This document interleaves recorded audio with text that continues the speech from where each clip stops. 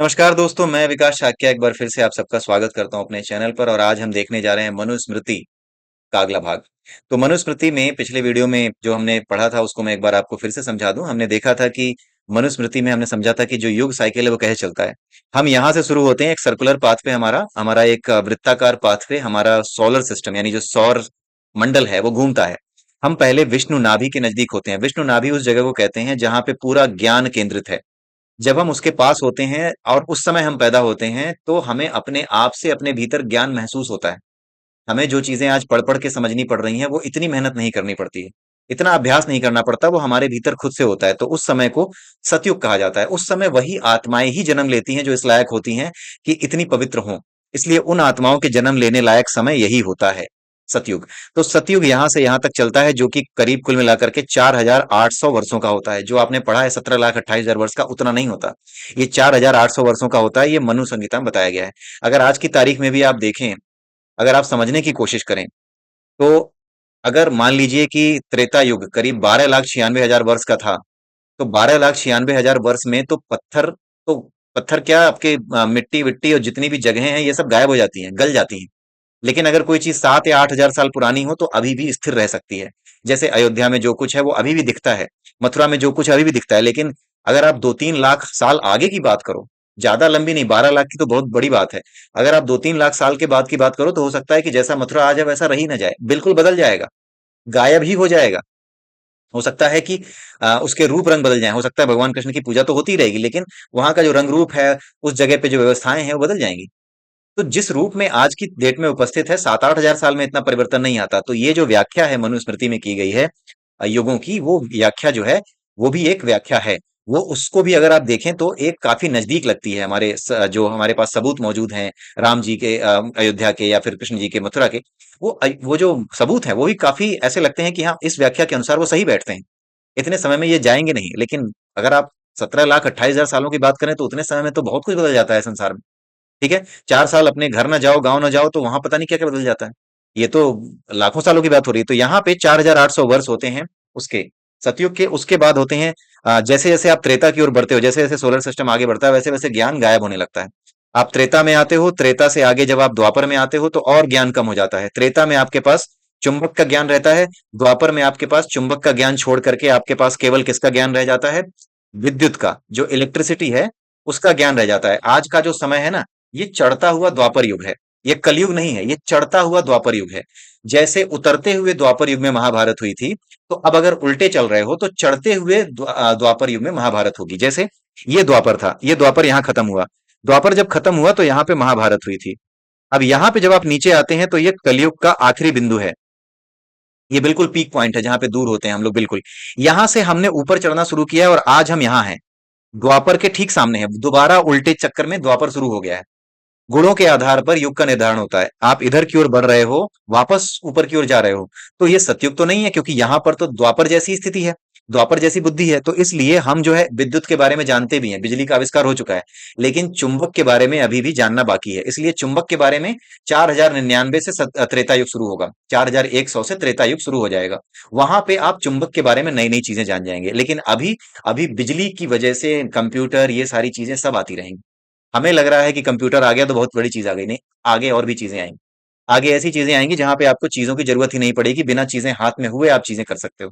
इस तरह की चीजें, इस तरह के ज्ञान सामने आने लगेंगे। तो अभी हम चढ़ते हुए द्वापर में हैं।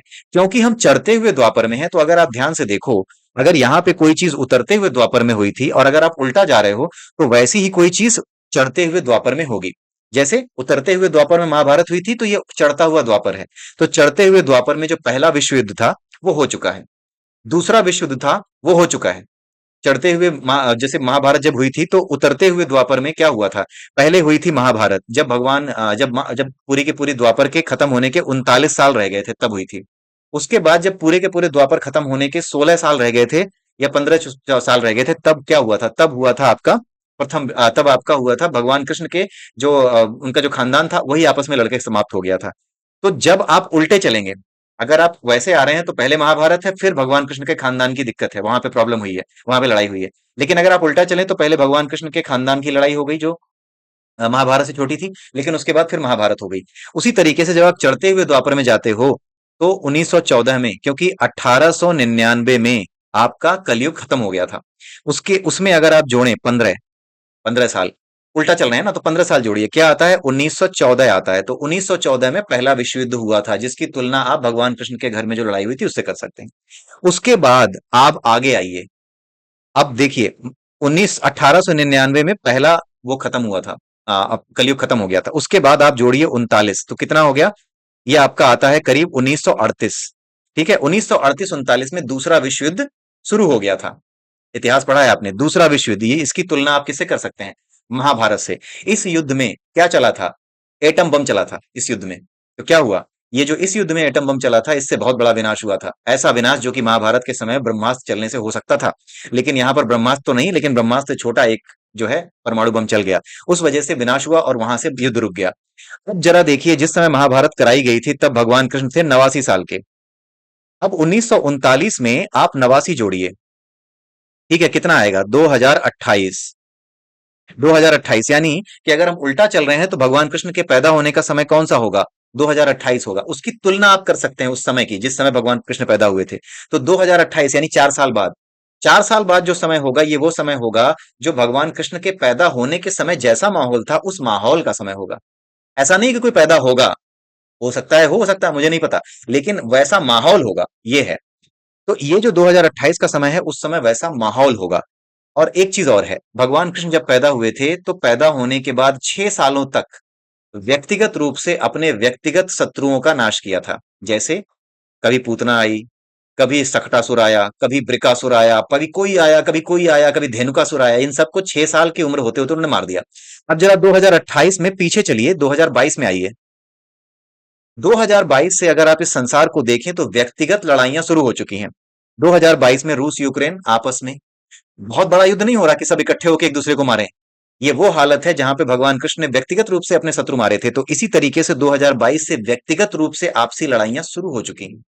और जिसे नष्ट होना है वो नष्ट हो जाएगा, जिसे जीतना है वो जीत जाएगा। लेकिन ये 2028 से पहले निर्णय नहीं हो पाएगा कि कौन जीता कौन हारा। तो रूस और यूक्रेन में जो युद्ध चल रहा है, इसमें कौन जीता कौन हारा, इसका निर्णय 2028 से पहले नहीं होगा।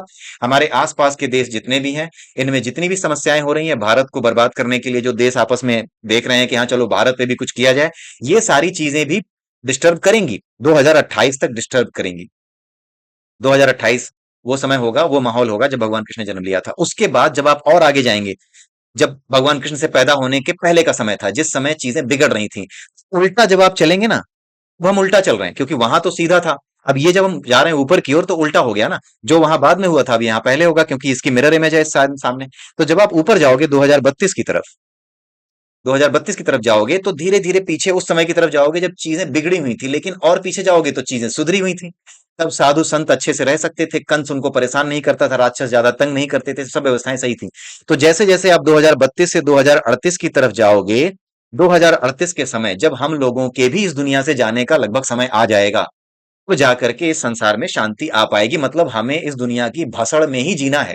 कभी नौकरी का डर, कभी किसी इसी में जीना है। क्यों? क्योंकि हम उसके साक्षी बनेंगे। हम सारे जो इस समय जीवित हैं, 2042-45 के आसपास जो हम लोग निपटेंगे, उससे पहले का जो समय है 2038, उस समय तक दुनिया में शांति आएगी। 2038-32 से लेकर 38 तक के समय में बहुत नए नए काम होंगे, चेंज होंगी चीजें, व्यवस्थाएं बदलेंगी। हो सकता है आज जिस यूएन को आप देख रहे हैं वो यूएन बदल जाए, हो सकता है उसमें परमानेंट मेंबर बढ़ जाए, हो सकता है कि वो संस्था ही कोई और ओवरटेक कर ले, हो सकता है भारत ही दुनिया का नेता बन जाए, हो सकता है कोई और देश दुनिया का नेता बन जाए, कुछ भी हो सकता है। लेकिन 2028 38 तक ये उथल पुथल मची रहेगी। ये उथल पुथल ऐसे ही मची रहेगी। ठीक है? क्यों बता रहा हूं मैं ऐसा? क्योंकि भगवान कृष्ण 8वीं संतान थे।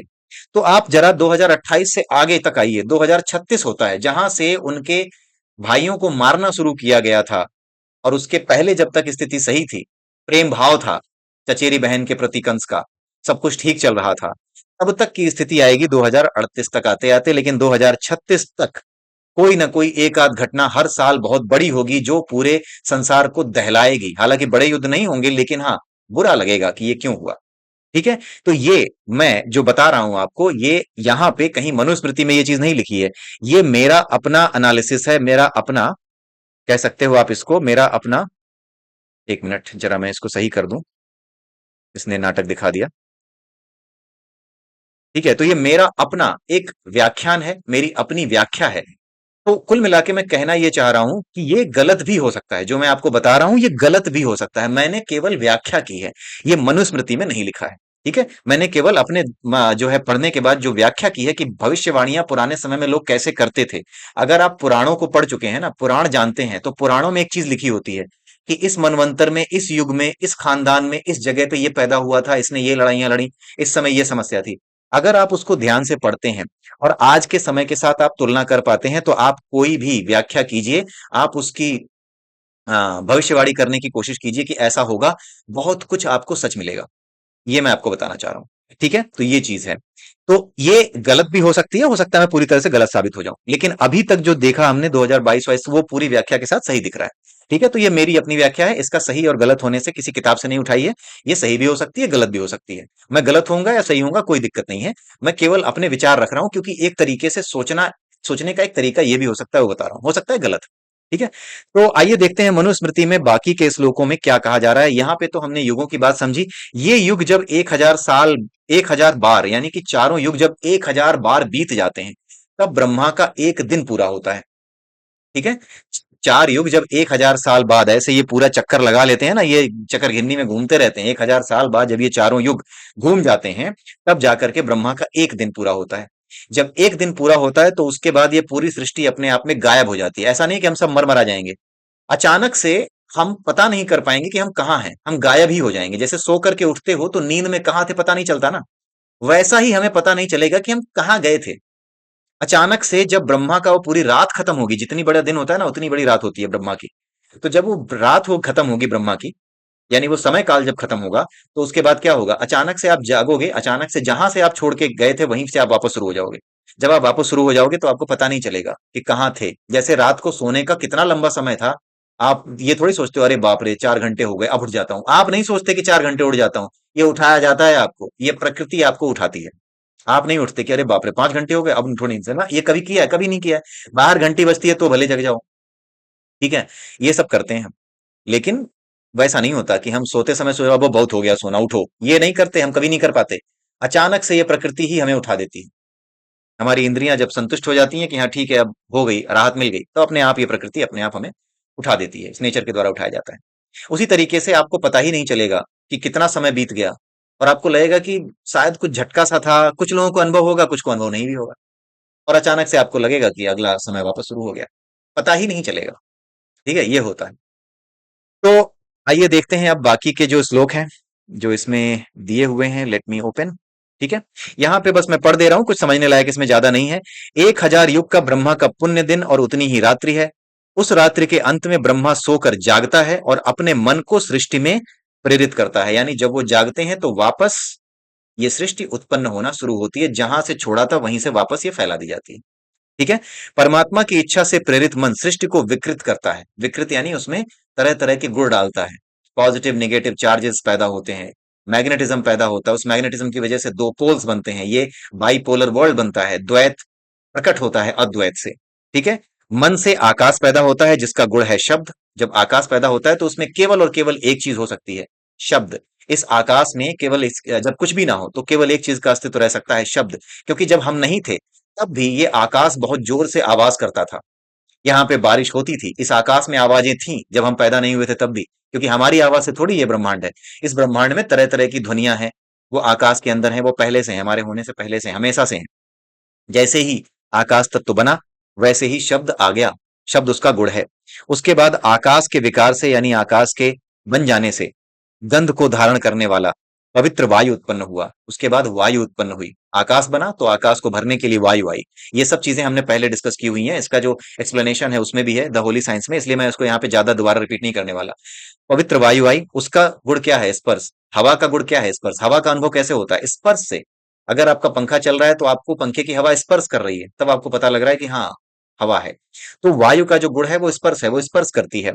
वायु के विकार से, अब वायु जब विकृत होती है, यानी वायु में जब विकार उत्पन्न होता है, तो अंधकार को नष्ट करने वाला प्रकाशमान अग्नि पैदा होती है। यानी वायु से, ऑक्सीजन से, देखिए यहाँ पर वो चीज साफ है कि जो वायु है ना उसी से अग्नि पैदा होती है, यानी बिना ऑक्सीजन के जो है आग नहीं जल सकती, ये साइंस भी कहता है, और यहाँ पर भी वही चीज बताई हुई है। ग्लॉसरी अलग है, पूरे तरीके से वैज्ञानिक व्याख्या है, हमारी सृष्टि की, हमारे वेदों में, हमारे पुराणों में, हमारे शास्त्रों में। बस समझ का फेर है, इसको इस भाषा में लिखा गया है कि मूर्खों की समझ में नहीं आ सकता, और वो ज्यादा से ज्यादा आकर के हमारे वीडियो पे कमेंट कर सकते हैं। उनकी बेचैनी बढ़ती जा रही है, उनकी बेचैनी उनके कमेंट्स में दिखाई देती है, लेकिन हम उनका कोई जवाब नहीं देते तो उनकी बेचैनी और बढ़ जाती है। क्योंकि उन्हें ये लग रहा है कि ये बातें बड़ी ही ऐसी हैं जो कि अपील कर रही हैं, जिसमें कुछ सेंस है, तो इस वजह से वो परेशान है। परेशान रहने दीजिए, मुझे बड़ी खुशी है कि वो परेशान है, क्योंकि जो भी गलत है, जो भी गलत तरीके से घृणा करता है, दूसरों को परेशान कर रहा है, या दूसरों को चाहता है कि मेरी तरह वो भी नास्तिक बन जाए। अरे तुम नास्तिक हो, नास्तिक रहो। तुम दूसरों को नास्तिक क्यों बनाना चाहते हो? मैं तो कभी कोशिश नहीं करता कि अगर मैं भगवान की पूजा करता हूं तो किसी को बोलूं कि तू भी कर। ये नहीं किया जाता। सबकी अपनी यात्रा है, सबको अपनी यात्रा करने दो। जबरदस्ती किसी के पीछे पड़ के समाज में किसी भी तरह की विकृति, किसी भी तरह का उधम क्रिएट ही मत करो ना। तुम समाज को सुधारने चले हो, तुम सबसे बड़े दुश्मन हो समाज को सुधारने के चक्कर में। अगर तुम कह रहे हो कि तुम नहीं ये करो, फिर तो तुम तानाशाह हो। क्या मतलब हुआ इस बात का? अगर मैं हिंदू हूं कि ये बोलूं कि दूसरे धर्म का आदमी अपनी किताबें फेंक दे और हमारे धर्म के हिसाब से काम करे, तो कहां से सही हूं? मुझे तो अपने धर्म का ज्ञान नहीं है फिर। ठीक है। तो ये चीज है। तो ये हमारे यहाँ लोग कर रहे हैं। अभी अभी बहुत से वीडियोस चलते हैं जिसमें लोग इस तरह की बातें करते हैं कि जो लोग भगवान की पूजा करते हैं मूर्ख हैं, गधे हैं, और जो लोग भगवान की पूजा करते हैं वो इसरो में बैठे हैं, वो यूट्यूब पे बैठे हैं। काहे मर रहे हो इतने बड़े वैज्ञानिक हो तो यूट्यूब पे काहे मर रहे हो? जाकर के नासा में काम करो ना, जाओ उसमें बैठो सैटेलाइट में, यहाँ काहे मर रहे हो? तो ये सारी चीजें हैं जो हमें समझनी होंगी। तो उनसे परेशान होने की आवश्यकता नहीं है। उनको ये जो बातें हैं उन तक पहुंच रही हैं, उनको परेशानी हो रही है, लेकिन वो कुछ कर नहीं सकते। क्यों? क्योंकि उनको लग रहा है कि ये बातें जो कभी नहीं सुनी थी, ये सुनने को क्यों मिल रही हैं? मिलेंगी, मिलेंगी, क्योंकि द्वापर से आगे जा रहे हो आप। अभी तो और बेचैनी होगी। अभी तो तुम, अभी इस संसार से जब जाओगे तो दोबारा पैदा होने का मन नहीं करता। इसीलिए अच्छी आत्माएं अच्छे समय में क्यों जन्म लेती हैं? क्योंकि जो बुरी आत्माएं होती हैं उन्हें अच्छाई अच्छी नहीं लगती, तो वो पैदा ही नहीं होती। बुरे समय में ही बुरी आत्माएं पैदा होती हैं। ये भी भगवान की कृपा है। जैसे कलयुग है, ये बुरा समय होता है। इस समय बुरी आत्माएं पैदा होती हैं ताकि इस कलयुग में इनको लपेट दिया जाए। इनको लपेटने से इनका भला होता है। इनको जब मार पड़ती है, इन्हें सजा मिलती है, तो इन्हें सजा मिलने के बाद इन्हें एहसास होता है कि हाँ, जो मैं समझ रहा था वो सही नहीं था। तो ये सारी चीजें होती हैं संसार में। इसीलिए सृष्टि अपने हिसाब से बिल्कुल परफेक्ट चल रही है, इसमें कुछ गलत नहीं चल रहा है। ठीक है। तो जो आपका वायु का विकार है उससे अग्नि पैदा होती है। उसका रूप क्या है? उसका गुण क्या है? रूप है। अग्नि से ही रूप बनता है। अग्नि ही रूपों का कारण है। ठीक है। और रूप किससे दिखाई देते हैं? अग्नि की वजह से ही सब कुछ सामने हमारे दिखाई देता है। और दिखता किससे? आंख से। इसीलिए सूर्य का जो वो कहा जाता है, सूर्य को नेत्र भी कहा जाता है। ठीक है। अग्नि से जल उत्पन्न होता है। आपने देखा होगा कि जो H2O है उसमें H जो है वो ही क्या है? हाइड्रोजन है, वही फ्यूल है, वही अग्नि है। और H2O आज का साइंस भी जानता है कि जो उसमें H है, हाइड्रोजन है, वो पानी में होता है। तो अग्नि से जल उत्पन्न होता है, जिसका गुण क्या है? रस है। उसमें एक रस है। सभी रसों में पानी ही विद्यमान है। चाहे आप सेब खाएं, संतरा खाएं, अंत में क्या है? अंत में वो पानी ही तो है। वही पानी रस का आधार है। ठीक है। और जल से पृथ्वी पर पैदा होती है। पृथ्वी में क्या है? गंध है। ठीक है। तो गंध क्यों आई? क्योंकि जो रस है वही गंध में परिवर्तित हो जाता है। तो इस प्रकार से आदि सृष्टि के उत्पन्न होने का यही क्रम है। तो आज हमने 73वें से 78वें श्लोक तक इस मनुस्मृति को समझा। इसी के साथ ये वीडियो यहीं पे समाप्त होता है। अगले वीडियो में फिर मिलेंगे। तब तक के लिए जय श्री राम, जय श्री कृष्णा, जय श्री राधे और नमस्कार।